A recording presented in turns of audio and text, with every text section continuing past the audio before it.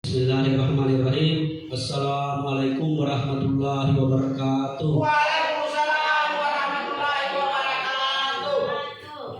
Pertama-tama marilah kita panjatkan puji syukur kehadirat Allah Subhanahu wa taala. Oleh karena pada kesempatan hari ini kita masih diberikan nikmat oleh Allah Subhanahu wa taala, yaitu nikmat berupa kesehatan, nikmat kesempatan, sehingga kita bisa beraktivitas hari ini. Dan tak lupa kita mengirimkan salawat dan salam kepada junjungan kita baginda Nabi besar Muhammad sallallahu alaihi wasallam. Baik Bapak Ibu guru hebat yang saya hormati, izinkan saya menyita waktu kurang lebih 1 jam ke depan untuk melakukan kegiatan kita pada hari ini, yaitu kegiatan pengimbasan yang terkait dengan calon guru penggerak angkatan 7 oleh saya sendiri Muhammad Arfa, calon guru penggerak angkatan 7 Kabupaten Bantaeng, terkait pengimbasan modul 1.4 atau budaya positif. Selanjutnya kita lihat apa itu budaya positif.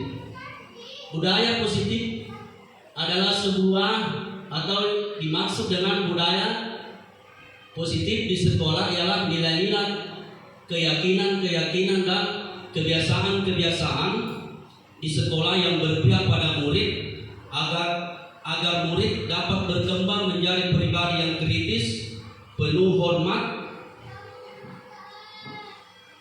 Selanjutnya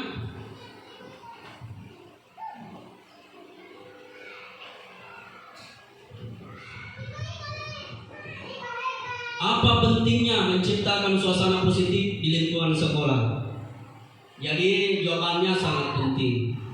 Karena suatu lingkungan yang aman dan nyaman akan memberikan peserta didik atau murid kesempatan dan kebebasan untuk berproses, belajar, membuat kesalahan, belajar lagi, sehingga mampu menerima dan menyerap suatu pembelajaran. Perlu diingat Bapak Ibu, selama seseorang merasakan tekanan-tekanan dari lingkungannya, maka proses pembelajaran akan sulit. Jadi di sini kita berpusat sesuai dengan tujuan pendidikan oleh Ki Hajar Dewantara, bahwasanya murid itu diibaratkan sebagai bulir-bulir padi, ya. Dan guru itu diibaratkan sebagai seorang petani.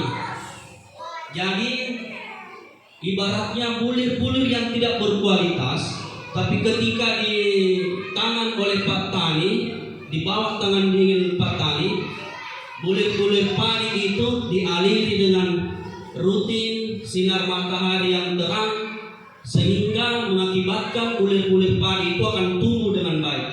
Diibaratkan seperti itu. Jadi seperti demikian juga dengan peserta didik atau anak-anak kita seperti itu. Walaupun anak-anak yang tadinya kurang dalam pembelajaran, ketika seorang guru mampu untuk memberikan pembelajaran yang bermakna, insya Allah anak akan tumbuh menjadi pribadi yang baik. Jadi seperti itu. Jadi tujuan pendidikan itu menurut Ki Hajar Dewantara adalah menuntun segala kodrat yang ada pada anak untuk mencapai keselamatan dan kebahagiaan yang setinggi-tingginya sebagai seorang manusia maupun sebagai anggota masyarakat. Jadi peserta didik itu memang ibaratnya dia sudah ibarat garis itu sudah ada garis-garis tipis. Sisa kita tugas sebagai seorang pendidik itu adalah untuk menebalkan garis ini. Jadi kita intinya adalah menuntun menjadi fasilitator menurut Ki Hajar Dewantara. Baik, menurut Stephen R. Covey, bagaimana seseorang bisa berubah dari paradigma stimulus respon kepada pendekatan teori kontrol? Stephen R. Covey Prinsip Center Leadership 91 mengatakan bahwa bila kita ingin membuat kemajuan perlahan, sedikit-sedikit ubahlah sikap atau perilaku Anda. Jadi ketika kita ingin merubah sesuatu, jadi dimulai dari diri kita sendiri. Daripada ketimbang kita langsung mengajak, biasanya teman yang kita ajak itu banyak alasannya. Jadi mulailah dari diri sendiri dulu, memberikan contoh. Ya, ketika kita sudah menjadi teladan yang baik, maka saya yakin insya Allah teman-teman lain akan ikut. Saya teringat dengan trilogi pendidikan menurut Ki Hajar Dewantara bahwasanya seperti ini artinya, guru itu di depan menjadi teladan, di tengah memberi motivasi, dan di belakang memberikan dorongan. Ingarso mangkarsa. Ya, seperti itu, memberi teladan. Apalagi itu selanjutnya. Siapa yang ingat pendidikan dari Ki Hajar Dewantara? Tuturi Handayani itu memberikan dorongan di belakang. Seperti itu. Ya. Intinya adalah guru itu menjadi teladan, di tengah memberikan motivasi dan di belakang memberi dorongan. Baik, perlu kita berubah paradigma, stimulus respon dan teori kontrol. Maksudnya seperti ini.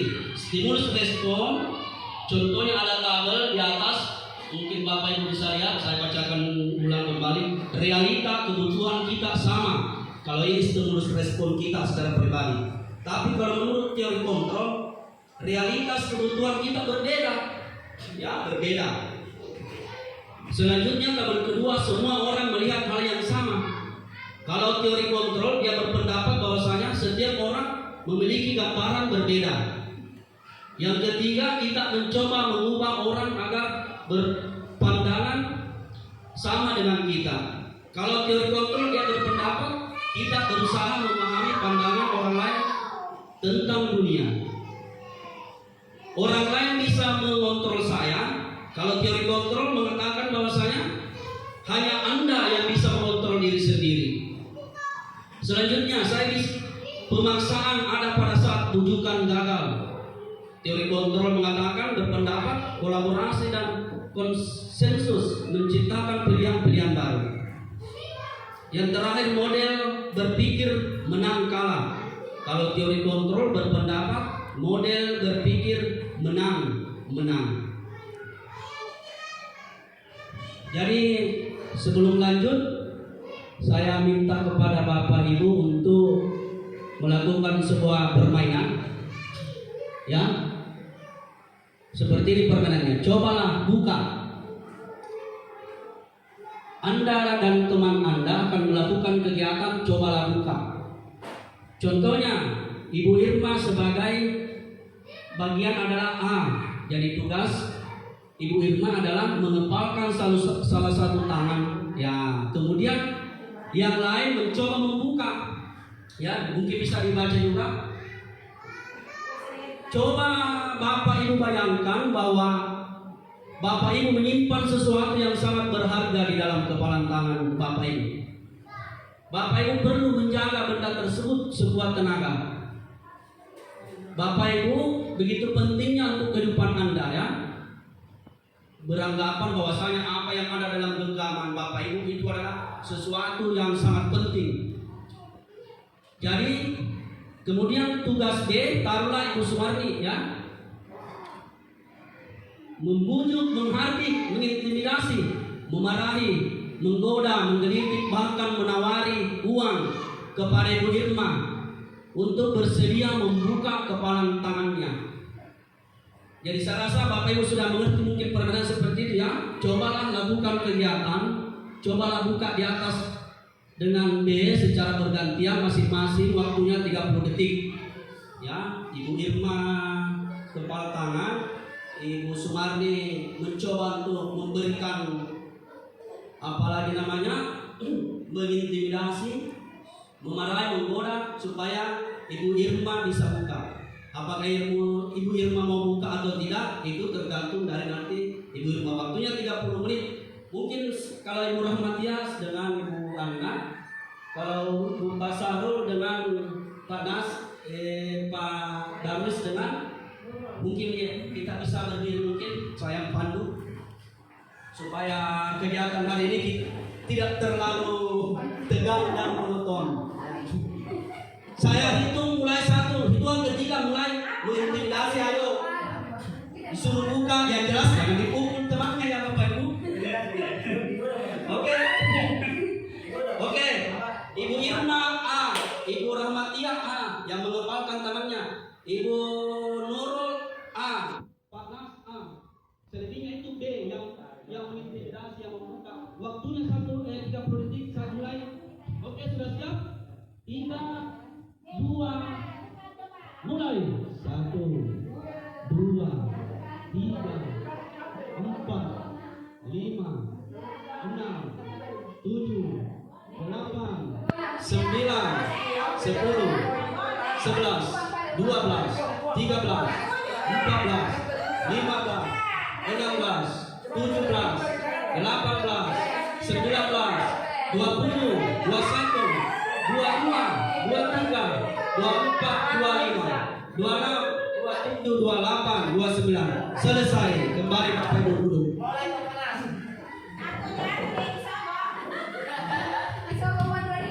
Baik, setelah kita melakukan permainan dengan judul Cobalah Buka, kira-kira apa yang ada dalam pikiran Bapak Ibu? Siapa yang bisa berpendapat? Silakan angkat tangan. Apa kira-kira makna dari permainan Cobalah Buka? Baik, silakan Bu Sumardi. Cobalah buka. Apa yang bisa diambil makna dari permainan ini? Kira-kira pendapat, tidak ada yang salah, namanya pendapat. Bisa persilakan ke Ibu Sumardi. Apa kira-kira?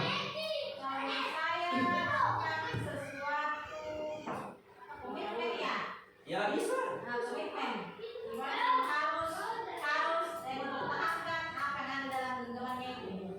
Baik, luar biasa seperti itu ya. Kita menurut apa yang disampaikan oleh Bu Sumardi, saya bisa berpendapat bahwa suatu komitmen, suatu prinsip yang kita miliki tidak bisa diintervensi oleh orang lain, ya. Maka bahaya sekali seorang pejabat kalau dia memiliki prinsip ketika diintimidasi, diiming-imingi bahkan uang, dia meloloskan kebijakan-kebijakan yang tidak berpihak sama rakyat. Jadi betul sekali jawabannya, bagus sekali Bu Sumardi, bahwasanya ketika ada komitmen, prinsip, kita harus jaga komitmen itu. Mungkin ada yang bisa berpendapat yang lain. Silakan Bu Ana. Terima kasih. Kalau pendapat saya Pak dengan permainan tadi, apa yang saya lakukan dengan rekan saya, pertama dia berkomitmen untuk tidak membuka. Setelah saya iming-iming dengan uang, akhirnya dia tergoda. Berarti dia lebih mengutamakan disogok dibanding dia mempertahankan apa yang ada di genggamannya atau komitmennya. Karena mungkin setelah melihat uang berubah pikiran Pak. Dari awalnya mungkin bersikeras untuk tidak mau Pak, tapi seperti itu manusia. Mungkin seperti itu Pak, karena apa yang saya lakukan dengan rekan saya mungkin berbeda dengan rekan sebelah saya. Karena rekan saya awalnya berat, tapi lama-lama Karena uang. karena uang. Baik, terima kasih Bu Ana, bagus.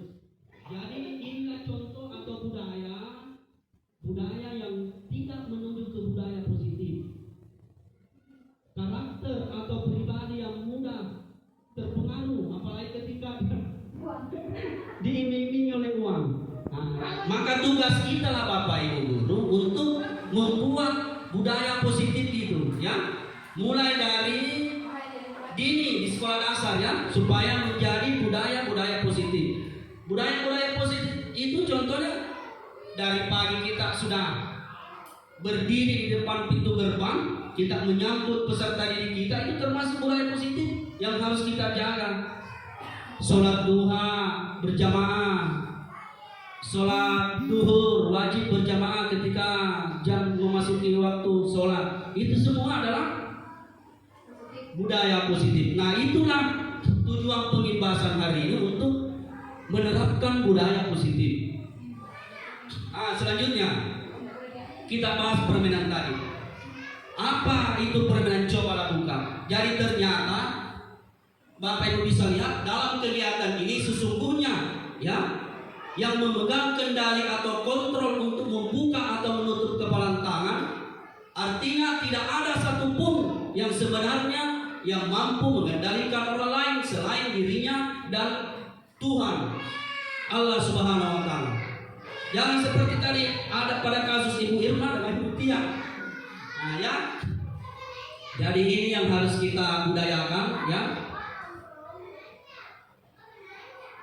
Kemudian oleh karenanya guru tidak bisa memaksakan kehendak pada murid. Nah, tidak bisa kita paksakan kehendak, ya. Yang adalah mengajak murid belajar bersama guru untuk menggapai tujuannya. Memaksa murid menjadi seperti kita adalah hal yang tidak bijak, ya. Cara paling baik yaitu dengan mengajak mereka melihat kembali tujuan dari belajar itu apa. Setelah menyadari hal tersebut, siswa atau peserta didik dengan sendirinya timbul tanggung jawab untuk dirinya sendiri.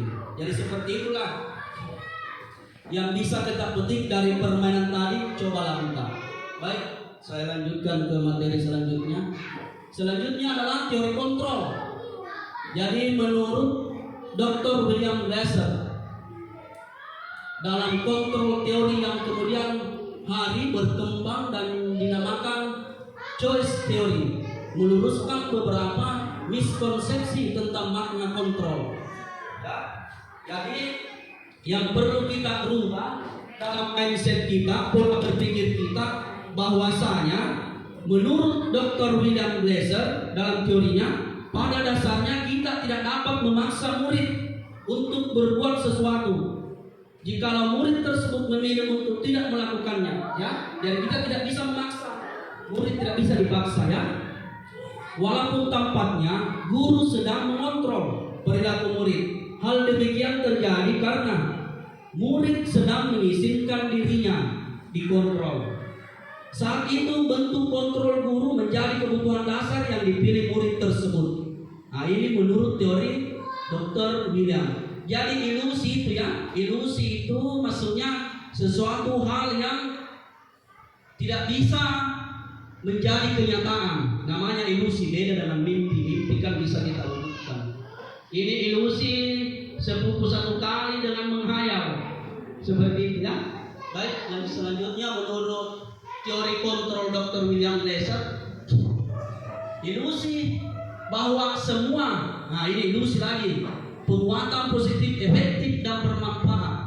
Penguatan positif atau bujukan adalah bentuk-bentuk kontrol segala usaha untuk mempengaruhi murid agar mengulangi suatu perilaku tertentu. Adalah suatu usaha untuk mengontrol murid tersebut dalam jangka waktu tertentu. Ya, jadi mungkin kita bisa kontrol maksudnya di sini, tapi mungkin dalam jangka waktu tertentu. Yang kita harapkan adalah kesadaran yang timbul secara sadar betul dari peserta didik kita. Ya, itu yang kita mau budayakan. Selanjutnya ilusi adalah kritik. Bahwa kritik dan membuat orang merasa bersalah dapat menguatkan karakter. Nah, ini juga suatu bentuk ilusi yang harus kita luruskan, ya. Selama ini kita beranggapan bahwasanya kritik dan membuat orang merasa bersalah dapat menguatkan karakter. Padahal menurut teori kontrol Dr. William Glasser itu adalah sebuah ilusi. Begitupun dengan penguatan positif. Kemudian bahwa orang dewasa memiliki hak untuk memaksa. Nah, ini ilusi juga. Nah, ini semua miskonsepsi atau mindset yang harus kita rubah. Karena menurut teori kontrol Dr. William Glasser itu adalah ilusi. Biasanya di sini kita orang dewasa itu percaya bahwa mereka memiliki tanggung jawab untuk membuat murid-murid berbuat hal-hal tertentu. Jadi ini semua menurut teori kontrol Dr. William Glasser adalah ilusi. Baik, selanjutnya menurut Stephen R. Covey kepada pendekatan teori ini materi lanjut ke materi stimulus respon ya. Bagaimana seseorang bisa berubah dari paradigma stimulus respon. Ada tabel di depan Bapak Ibu, mungkin terlalu kecil ya, saya bacakan saja. Sebelum saya baca, saya jelaskan dulu bagaimana seseorang bisa berubah dari paradigma stimulus respon kepada pendekatan teori kontrol. Jadi menurut Stephen R. Covey, bila ingin membuat kemajuan perlahan sedikit-sedikit, ubahlah sikap. Nah, sudah kita lanjutkan saja. Selanjutnya materi. Kita berpindah, apa makna disiplin? Siapa yang bisa jawab, Bapak Ibu? Apa itu makna disiplin buat Bapak dan Ibu? Pak Sarul mungkin? Ya silakan Pak Sarul. Assalamualaikum warahmatullahi wabarakatuh. Waalaikumsalam warahmatullahi wabarakatuh. Ya, terima kasih atas kesempatan yang diberikan kepada saya. Menurut pendapat saya, pertanyaan di atas, apa makna disiplin? Kalau menurut pendapat saya, disiplin adalah apabila kita sudah berjanji tidak melanggar aturan, maka kita harus mentaati aturan itu, harus konsisten dan komitmen bahwa disiplin itu harus kita taati. Contohnya, saya kasih contoh, apabila saya sudah diberi suatu aturan atau suatu aturan penting bagi diri saya, maka saya harus menjalankan. Seperti itu sementara, Pak. Terima kasih. Assalamualaikum warahmatullahi wabarakatuh. Waalaikumsalam warahmatullahi wabarakatuh. Bagus, luar biasa. Kita kasih aplaus dulu untuk rekan sejawat kita. Jadi mungkin kurang lebih masih ada beberapa menit. Saya akan membersamai Bapak Ibu guru hebat. Jadi saya mohon untuk bersabar ya. Oke, jawaban yang sangat luar biasa yang disampaikan oleh Pak Sarul, bahwasanya disiplin itu contohnya seperti tadi ketika ada peraturan atau keyakinan kelas. Kalau menurut kami sama itu peraturan kelas ya. Taruhlah kita sebagai seorang guru atau pendidik, kan ada peraturan bahwasanya datang tepat waktu, seperti itu ya. Ketika kita sudah ada peraturan seperti itu, kita harus komitmen ya, kita harus konsisten bahwasanya kita akan menjalankan peraturan tersebut. Jadi saya rasa jawaban dari Pak Sarul sangat luar biasa. Baik, kita lanjut. Makna kata disiplin. Ketika mendengar kata disiplin, apa yang terbayang di benak Bapak dan Ibu? Kebanyakan orang akan menghubungkan kata disiplin dengan tata tertib, teratur, dan kepatuhan pada peraturan. Kata disiplin juga sering dihubungkan dengan hukuman, padahal itu sungguh berbeda. Karena belajar tentang disiplin positif tidak harus dengan memberi hukuman. Justru itu adalah salah satu alternatif terakhir, dan kalau perlu tidak digunakan sama sekali. Jadi selama ini yang kita terapkan mungkin kurang tepat. Saya juga pernah melakukan hal demikian, yaitu memberikan hukuman, padahal itu adalah hal yang kita ambil paling terakhir. Bahkan kalau bisa jangan kita pakai seperti itu. Bagus. Mungkin dalam budaya kita makna kata disiplin dimaknai menjadi sesuatu yang dilakukan seseorang pada orang lain untuk mendapatkan kepatuhan.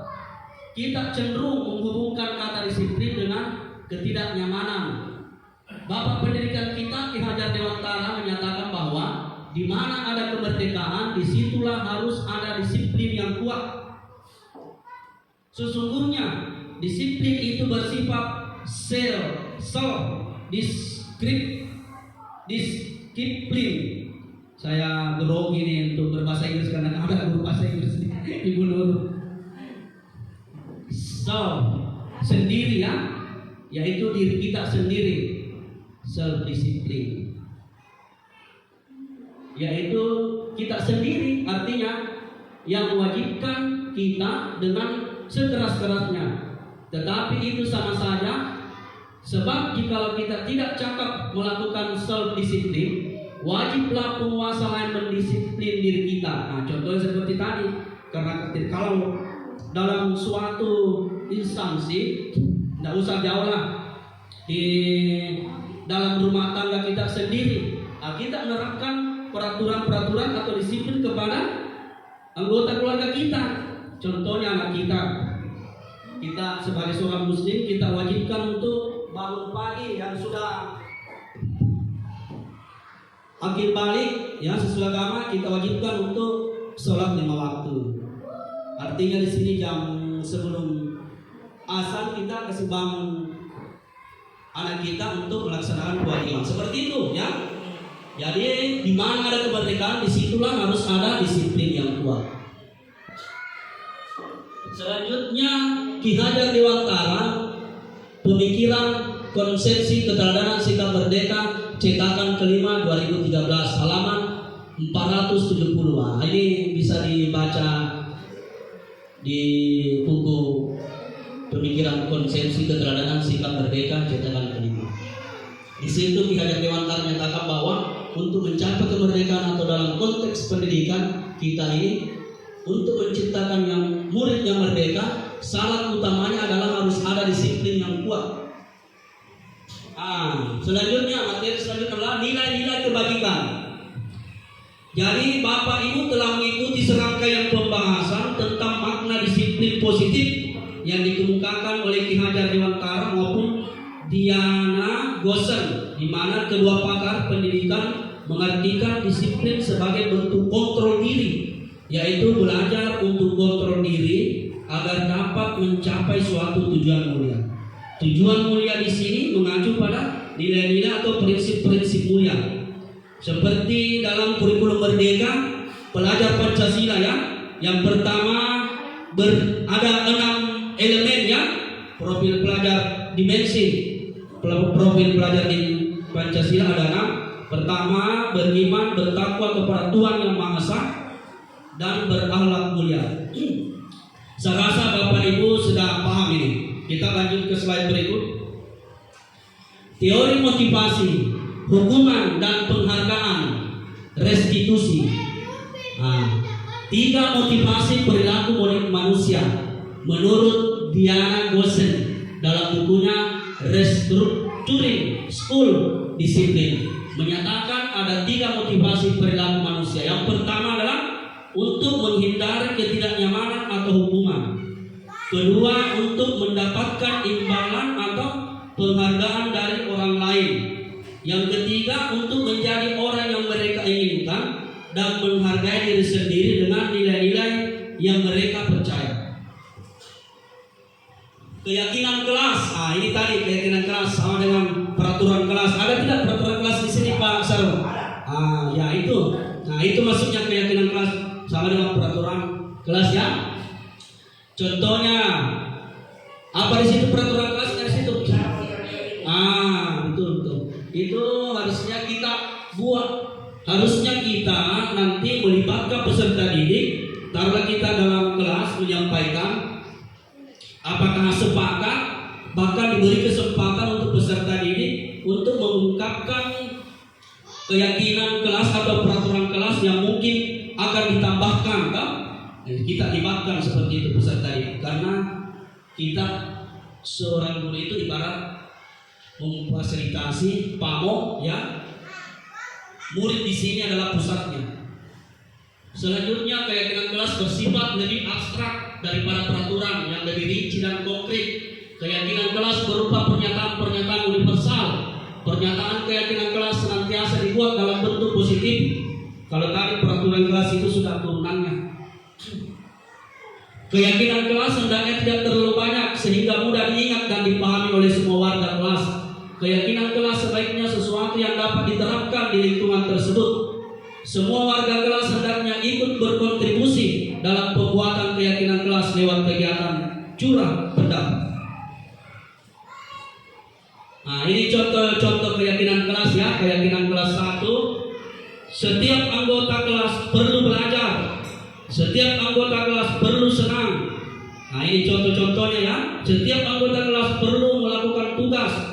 Setiap anggota kelas perlu saling menghargai. Setiap anggota kelas perlu merasa aman. Jadi sangat penting ya kita membuat suatu keyakinan kelas dalam kelas kita masing-masing ya Bapak Ibu, karena ini juga sebagai bentuk untuk kembali tadi di awal adalah disiplin ya, mendisiplinkan siswa tanpa memberikan hukuman. Keyakinan kelas 5 Bapak Ibu mungkin sudah bisa lihat dan baca. Setuju, bersikap positif, senantiasa menjadi diri terbaik, percaya dan menghormati. Keyakinan kelas 7 hormat, bekerja, diterima dan dimiliki. Selanjutnya, materi selanjutnya adalah kebutuhan dasar manusia. Kebutuhan dasar manusia itu seluruh tindakan manusia memiliki tujuan tertentu. Jadi kebutuhan dasar manusia ada 5. Yang pertama, manusia itu butuh atau perlu kasih sayang dan rasa diterima. Ya, penguasaan itu kebutuhan yang kedua. Kesenangan, kebutuhan ketiga. Kebebasan, keempat, bertahan hidup. Nah, inilah 5 kebutuhan dasar manusia. Selanjutnya, restitusi. 5 posisi kontrol. Restitusi itu adalah, kita bisa lihat di tabel, nanti juga saya akan tampilkan videonya apa itu restitusi, 5 posisi kontrol. Contohnya seperti ini ya.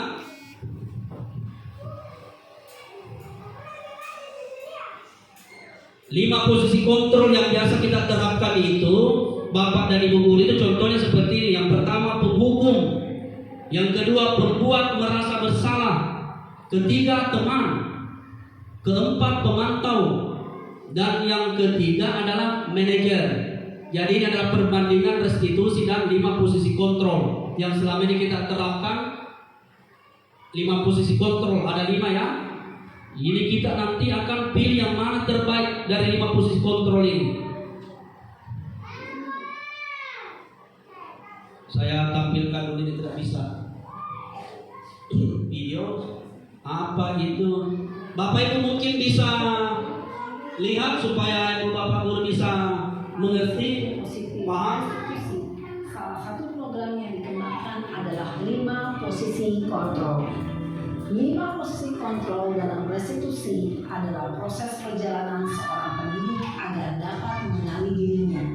Pada video kali ini, kita akan membahas tentang 5 posisi kontrol yang dikembangkan oleh Diane Gosser dan contoh penerapannya.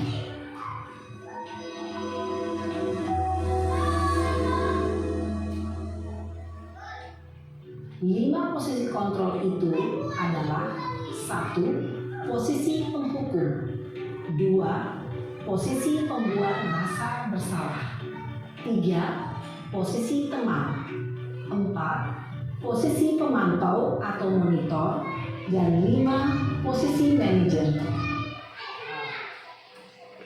Baik, ini yang sering kita lakukan. Dari 5 posisi kontrol ini ada 5. Nanti Bapak Ibu bisa artinya menjawab, oh saya berada di posisi kontrol ini, posisi penghukum kah, pembuat merasa bersalah kah, posisi teman kah, pemantau atau monitor, atau posisi manajer. Kita lanjut video. Untuk lebih memahami kelima posisi tersebut, mari kita saksikan kasus Naren yang terlambat hadir 20 menit di sekolah dan melihat bagaimana kelima posisi kontrol dalam menghadapi masalah tersebut. Nah, ini posisi penghukum. Kita lihat cara penanganannya dalam kasus ini.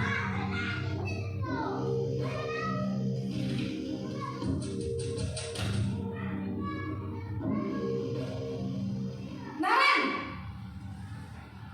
sini kamu. Selamat pagi Bu. Selalu terlambat. Kamu deh, pasti terlambat. Saya Apa? Apa coba? Alasan kamu apa lagi? eh, Kapan sih kamu tidak terlambat? Malas sekali ya kamu jadi anak. saya Dasar pemalas. Gak kapok-kapok sih kamu. Sudah berapa kali terlambat? Sana, kamu keliling lapangan basket 2 kali. kenapa saya harus keliling lapangan basket, Bu? Kenapa? Kamu melawan ibu. Berani-beraninya jawab. Sudah terlambat, masih berani jawab pula. Sekarang, keliling lapangan basket 5 kali sekalian. Biar kapok. Cepat. Pergi sana ke lapangan basket. Posisi penghukum biasa Nah, itu tadi adalah posisi penghukum, ya. Ini juga kita biasa terapkan juga ini posisi penghukum, ya. Jadi kita nanti akan bandingkan yang mana posisi kontrol yang bagus yang harus kita terapkan, ya. Itu tadi adalah posisi penghukum. Bapak Ibu bisa lihat tadi simulasinya. Selanjutnya, biasanya berbicara dengan nada tinggi, menghardik, menunjuk-nunjuk, menyakiti, dan menyindir. Hukuman bisa berupa fisik maupun psikis. Ibu dan bapak guru hebat. Dampak yang terjadi pada murid ketika guru berada pada posisi penghukum adalah murid cenderung akan memberontak, bahkan menyimpan dendam. posisi kontrol satu tadi itu penghukum. Nah, ini posisi kedua kontrol.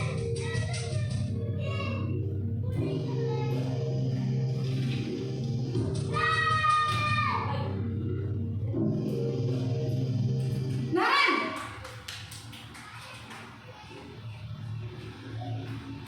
Selamat pagi, Bu. Naren. Kamu kenapa terlambat lagi, nak? Ya Tuhan, Naren. Kamu senang ya bikin ibu susah ya? Kalau kamu terlambat lagi, nanti ibu yang ditegur bapak kepala sekolah, nak. Disangka ibu tidak bisa membina kamu. Duh, gimana ini? Maaf, Bu. Duh Gusti Naren, kamu suka ya kalau ibu tegur bapak kepala sekolah? Terus, sekarang ibu harus tulis apa yang di buku absen? Ini kamu sudah sering terlambat loh. Ibu harus apa coba? Maaf, Bu. Maaf sekali. Ya sudah, lain kali jangan bikin ibu susah lagi ya nak ya. Ibu tidak akan kuat lagi kalau kamu begini terus. Bisa jantungan kalau ibu ditegur bapak kepala sekolah. Sana cepat ke kelas. Maaf ya, Bu. Maaf sekali. Posisi pembuat rasa bersalah berbicara dengan nada tenang, cenderung lembut. Namun kata-kata yang diutarakan membuat murid merasa menjadi orang yang gagal, memandang buruk dirinya sendiri, merasa tidak berharga, dan tidak sanggup membahagiakan orang lain. Ketika guru mengambil posisi pembuat rasa bersalah, murid akan menganggap dirinya yang bersalah dan ia akan menyimpan emosi negatif tersebut di dalam dirinya.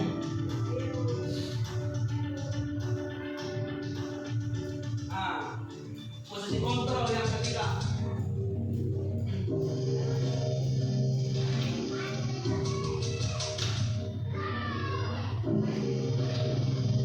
Naren!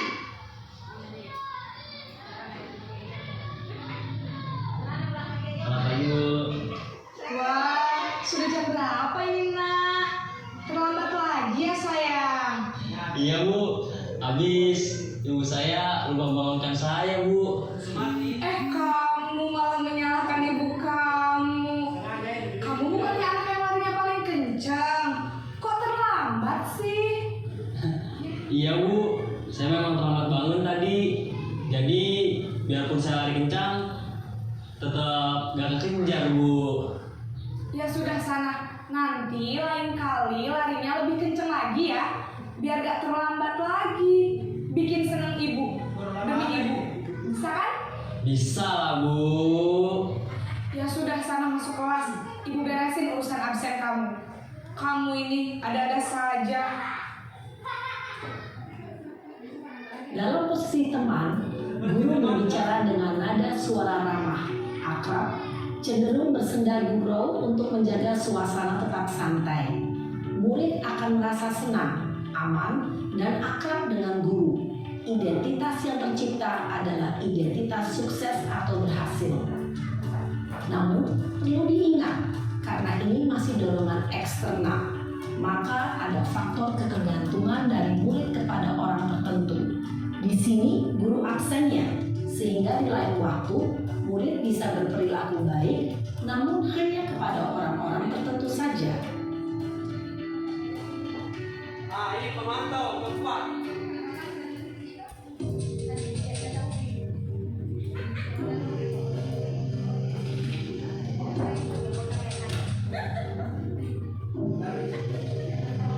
Naren, Kalau suaranya semua Selamat pagi Bu. Naren, apa peraturan sekolah kita tentang jam berapa kita harus masuk sekolah, nak? Kita harus di sekolah jam 7 Bu. Iya betul, sekarang sudah jam 7.20. Naren sudah tahu konsekuensinya jika terlambat hadir. Paham Bu, saya harus tinggal kelas pas jam istirahat selama 20 menit. Iya benar, konsekuensinya demikian. Jadi nanti jam 9.30 pas istirahat, kamu harus tinggal di kelas, kerjakan tugas tambahan untuk ketertinggalan kamu, ya? Baik Bu. Posisi pemantau mengandalkan penghitungan atau data untuk mengontrol murid. Guru mengarahkan murid berdasarkan peraturan dan konsekuensi. Seorang pemantau menunjukkan bahasa tubuh dan ekspresi wajah yang datar dan cenderung formal. Nah, ini posisi terakhir kontrol dari posisi kontrol manajer.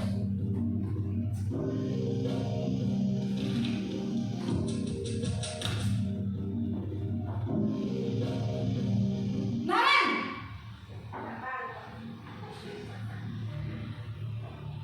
Selamat pagi Bu. Selamat pagi, Naren. Maaf Bu, saya terlambat. Iya, sekolah masuknya jam 7, sekarang sudah jam 7.20. Jadi sekarang bagaimana ini, Naren? Maaf Bu, saya lupa setel alarm saya semalam. Baiklah, menurut kamu, keyakinan sekolah yang mana yang perlu kamu tingkatkan? Menghargai diri sendiri dan orang lain mungkin ya Bu. Setuju. Jadi, apakah Naren meyakini prinsip saling menghormati tersebut? Iya Bu, saya meyakininya. Apakah Naren bersedia memperbaiki masalah keterlambatan ini? Bersedia Bu. Bagaimana kamu akan perbaiki masalah keterlambatan ini? Saya akan coba untuk tidak lupa menyetel alarm saya Bu. Baik, kalau Naren lupa menyetel alarm di rumah, ada orang yang kira-kira bisa bantu mengingatkan tidak? Ada Bu, kakak saya, Kak Emma. Ada lagi selain Kak Emma? Selain Kak Emma, ada ibu saya. Baik, jadi yang mengingatkan Naren adalah Kak Emma dan ibu kamu ya? Kira-kira akan mulai start alarm kapan nih, Naren? Setelah pulang sekolah, akan segera saya lakukan. Baik, jadi Naren akan setel alarm untuk bangun besok pagi dan akan diingatkan oleh kakak dan ibunda Naren ya. Ada lagi yang mungkin perlu dilakukan, Naren, agar tidak terlambat bangun lagi. Tidak ada Bu. Baik, Naren, terima kasih untuk kerjasama kamu. Sekarang kamu perlu kembali ke kelas untuk belajar. Baik Bu, terima kasih. Posisi manajer adalah posisi kontrol yang disarankan untuk membimbing murid memiliki sikap disiplin yang positif, yaitu murid yang mandiri, bertanggung jawab, dan dapat memecahkan masalah. Tujuan dari posisi ini adalah agar murid dapat berefleksi atas tindakannya. Guru akan dengan tulus memberikan pertanyaan-pertanyaan bermakna, sehingga membuat murid dapat belajar dari kesalahannya dan mencari sebuah solusi untuk menyelesaikannya. Ibu dan Bapak guru hebat, setelah mengamati adegan kelima posisi kontrol tadi, kira-kira posisi mana? Baik, demikian ya. Setelah tadi kita menonton videonya, Kira-kira posisi mana yang paling ideal buat Bapak Ibu guru dari 5 posisi kontrol tadi? Yang mana? Teman. Kalau yang lain? Ya? Kalau Pak Darwis, yang mana posisi kontrol yang paling disenangi Pak Darwis? Baik. Jadi yang paling bagus sebenarnya dan disarankan adalah posisi kontrol yang kelima adalah manajer. Kalau teman bagus juga, cuma kalau teman dia sifatnya ketergantungan, ketika tidak dikasih lagi maunya, kembali lagi ke sifat aslinya seperti itu. Kalau manajer membuat peserta didik merasa dihargai, ya, membuat pembelajaran itu bermakna seperti itu. Baik, selanjutnya bagaimana cara untuk menangani kasus-kasus yang seperti tadi, namanya segitiga restitusi. Dari segitiga restitusi itu contohnya seperti tadi ya, di posisi 5 kontrol manajer menvalidasi tindakan yang salah. Selanjutnya menstabilkan identitas, menanyakan keyakinan. Nah, ini dipakai tadi pada posisi kontrol manajer ya. Yang pertama menstabilkan identitas, artinya menanyakan kepada peserta didik tanpa memberikan hukuman tekanan, tapi lebih kepada memberikan jalan keluar. Ya, itu namanya menstabilkan identitas. Artinya kita contohnya seperti ini, tidak apa-apa nak, ya, kalimatnya seperti itu, redaksinya seperti itu. Semua manusia pernah melakukan yang namanya kesalahan. Itu yang dimaksud dengan menstabilkan identitas. Kalau yang restitusi yang kedua, validasi tindakan yang salah. Nah, kesalahannya tadi seperti contohnya tadi. Apa kesalahannya peserta ini? Dia terlambat. Itu namanya memvalidasi kesalahan. Dan terakhir segitiga yang ketiga adalah menanyakan keyakinan. Contohnya seperti tadi, menanyakan kepada peserta didik apakah bisa melaksanakan atau tidak terlambat lagi. Contohnya seperti apa? Tindak lanjutnya itu tadi, membunyikan alarm, mengingatkan sama orang tua, dikasih tahu supaya dikasih bangun lebih awal. Seperti itu penyelesaiannya dari segitiga restitusi.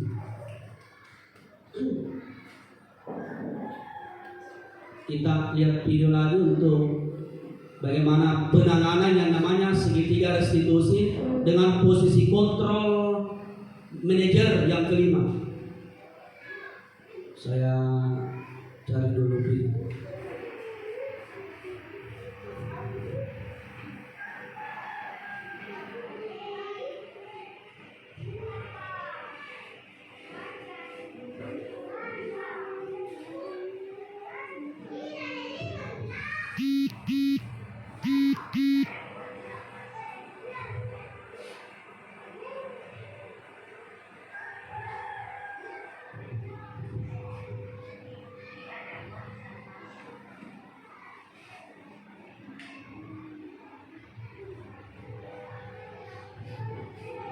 Baik, sebenarnya tadi itu yang kita nonton itu adalah sebenarnya segitiga restitusi dari 5 posisi kontrol tadi. Yang paling bagus dan paling ideal di situ kita pakai adalah posisi manajer. Baik, mungkin kurang lebih seperti itu pembahasan saya untuk budaya positif di sekolah.